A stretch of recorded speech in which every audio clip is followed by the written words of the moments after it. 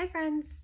I'm sorry that it's taken me so long to get up another chapter of our read aloud of Miss Child Has Gone Wild with some yoga, but here we are. And so today we are going to do some sun salutations, and you'll see what I mean by that. And yeah, I hope you enjoy.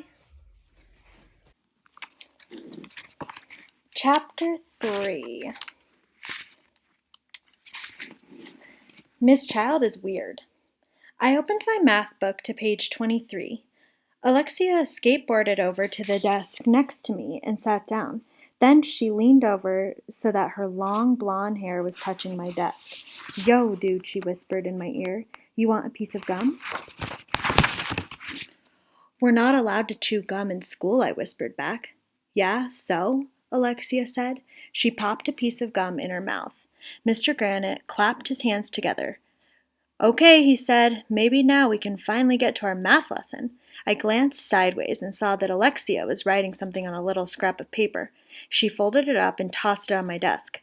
I opened up the note. It said, "I hate math." I turned the paper over and wrote on the other side, "Me too."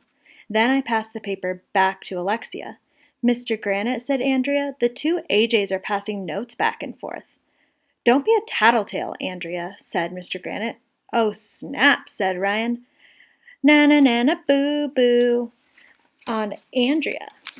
In her face. I was going to say something mean to her, but you'll never believe who poked their head into the door at that moment. Nobody. Why would anyone poke their head into a door? That would hurt. But you'll never believe who poked their head into the doorway. It was a lady. She had something round her neck, and it wasn't a necklace. It was a snake. "Eek!" screamed all the girls. "A snake!" They were all freaking out. "I'm scared," said Emily, who is scared of everything. "Hello," the lady said. "I'm Miss Child, and I work at the zoo." We're in the middle of our math lesson right now," said Mr. Granite. "To what do we owe the pleasure of your company, Miss Child?" Mr. Klutz said I would stop. Mr. Klutz said I could stop in and show the kids our newest friend at the zoo," said Miss Child. "We named him Pumpkin. Isn't he adorable?" "No," said all the girls. I had to admit that Pumpkin was pretty adorable, but I wasn't about to say so because I never say anything is adorable. "Do you want to touch Pumpkin?" asked Miss Child. "No," shouted all the girls. "Yes," shouted all the boys, plus Alexia. We lined up to touch the pumpkin. "Snakes are cool," said Alexia. "I saw snakes back home in Puerto Rico all the time." I thought Pumpkin was going to be all slimy and disgusting, but he wasn't. He didn't bite me or anything. Miss Know-It-All Andrea must have been jealous that Alexia liked snakes because she started telling everybody all about them. "Did you know that snakes are deaf?" said Andrea. "They pick up vibrations through their jawbones and they smell with their tongues. What a brown noser." "That's true, Andrea," said Miss Child. "Hey, do you kids want to see something really cool?" She reached into her pocket and pulled out a big, hairy spider. "Ew!" "This is my friend Melvin," said Miss Child. "He's a tarantula." "You keep a tarantula in your pocket?" I asked. That was weird. "Spiders are gross," said Neil, the nude kid. "I don't feel that way," Miss Child said. "At the zoo, we appreciate all living creatures, large and small, land creatures and sea creatures, meat eaters and plant eaters, creatures that fly or swim or crawl on their bellies and blah, blah, blah, blah, blah, blah, blah, blah, blah." She went on talking about how great animals are and all that Lion King circle of life stuff. I thought I was going to fall asleep, but then Miss Child said something that got my attention. "I have big news," she said. "Miss Child has a big nose," Alexia whispered in my ear. "The real reason why I came here is because you have the cleanest class in the whole school," she said. "So your class has been chosen to go on a field trip to the zoo." "Yay!" everybody shouted.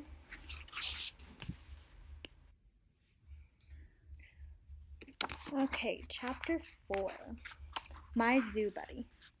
Field trips are cool because you get to leave school. The only field trips that aren't cool are the ones where they take you on a field trip to a field. Going to a field is lame. The next day, everybody was excited about our trip to the zoo.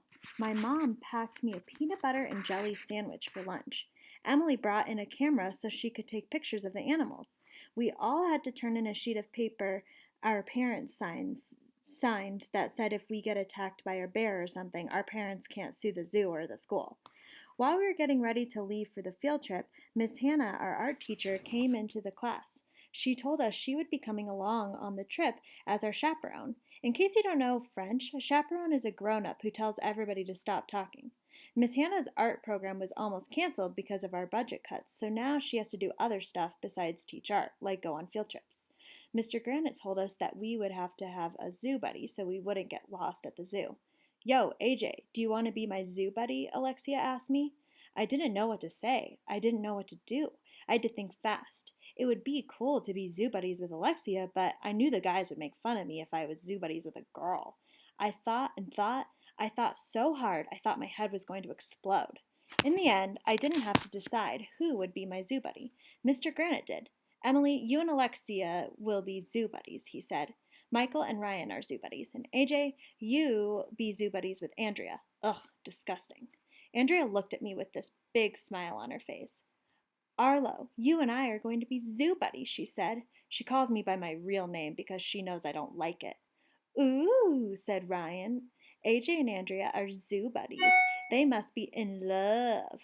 When are you two zoo buddies going to get married? Asked Michael. Alexia was looking at Andrea.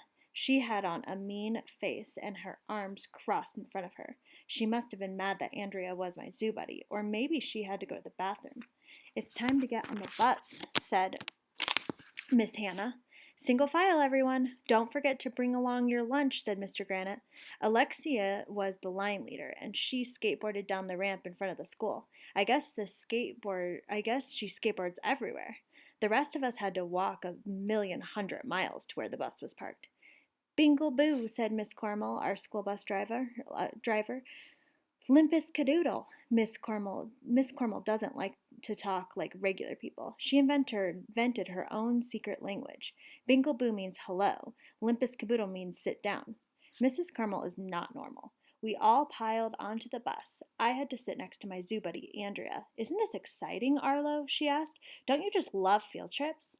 Andrea was rubbing her hands together, which is what people do when they're excited about something nobody knows why. No, I replied. Andrea gets excited about everything. If a grown-up told her we were going to go outside and stare at a pile of dirt all day, she'd be rubbing her hands together with excitement. I hope they have elephants at the zoo, Andrea told me. Did you know that some elephants are 13 feet tall and weigh over 15,000 pounds? Everybody knows that, I lied. You should never let a know-it-all like Andrea know that she knows something you don't know. That's the first rule of being a kid. Elephants also spend up to 16 hours a day eating, Andrea said. So does your face, I told her. Andrea probably looked up elephants in her encyclopedia at home. What is her problem? Why can't an elephant fall on her head? I had to listen to Andrea tell me everything she knew about elephants for the whole bus ride. I thought I was going to die. Finally, after riding 1,100,000 miles, we got to the zoo. Miss Child was waiting for us. She came over to the bus and led us to a room where we put our backpacks. Then she passed our name tags so she could pretend she knew our names. When she talked to us, "Do you have elephants at the zoo?" asked little Miss I Know Everything About Elephants. "Oh, yes," replied Miss Child. Andrea jumped up and down with excitement, like she was opening her birthday presents. "Before we start your tour," Miss Child said, "I want to talk to you about a few minutes about our zoo. We don't believe that animals should be locked up in cages, blah, blah, blah, blah, blah. All our animals live in an environment that is made to resemble their natural habitat, blah, blah, blah, blah, blah.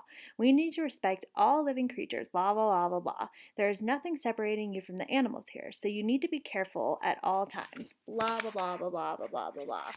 Blah, blah, blah, blah, blah." Miss Child talked for 1,100,000 minutes about how wonderful animals are. It was really boring. I just wanted to see some cool animals, not listen to some lady talk about them. "I love Miss Animals," Miss Child finally said. "Do you love animals too?" Everybody except Emily raised a hand. "I'm allergic to animals with fur," she said. Dogs, cats, ferrets. That was true. One time, Neil, the nude kid, brought his pet ferret, Mr. Wiggles, to school. It got out of its cage and was running around the school all day. By the time we found it in Emily's hat, we had voted Mr. Wiggles president of the school. Emily is probably allergic to her own shadow. Miss Child told us to go around in a circle and tell something about our pets. I have a dog named Buttons, I said when it was my turn. Tell us something interesting about Buttons, AJ, said Miss Child. There wasn't really anything interesting to say about Buttons. He was just a plain old dog, but I had to say something. Well, I said, sometimes Buttons poops on the floor. Everybody laughed because I said poop. If you ever want to make somebody laugh, just go to them and say poop. It works every time. Nobody knows why.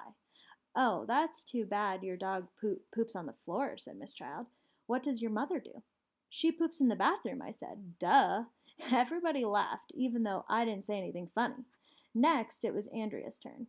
After school, I earn money by dog sitting, she said. You sit on dogs, I asked. That's weird. Why would anyone sit on a dog? I don't sit on dogs, Arlo, Andrea told me. I take care of dogs when their owners aren't home. It's like babysitting. You sit on babies too, I said. Isn't that against the law? Andrea got all mad. I knew that she didn't sit on dogs or babies, but it's fun to yank her chain.